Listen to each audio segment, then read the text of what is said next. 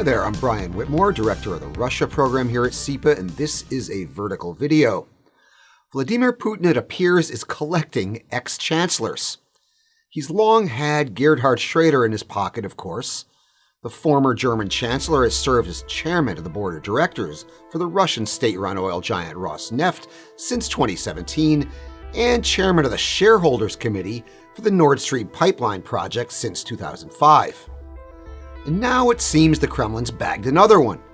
Last week, former Austrian Chancellor Christian Kern was named to the board of directors of the Russian state-run company Russian Railways.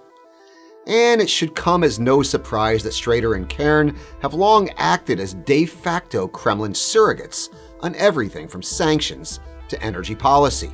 Putin's little chancellor helpers are illustrative of a much broader and deeper trend, and it isn't always above the board as with the plum jobs given to the former German and Austrian leaders.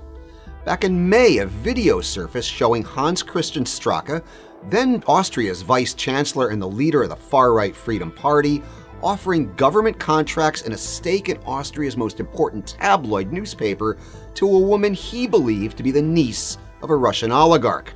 And earlier this month, BuzzFeed released an audio recording of a close aide to Italian Deputy Prime Minister Matteo Salvini negotiating a deal to covertly funnel tens of millions of dollars of Russian oil money to Salvini's far-right Lega party.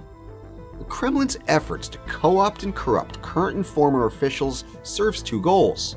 It establishes networks of influence that lobby for pro-Moscow policies in Western capitals, and it strengthens political forces that disrupt and undermine Western democratic institutions, public trust, and cohesion, thereby threatening our security.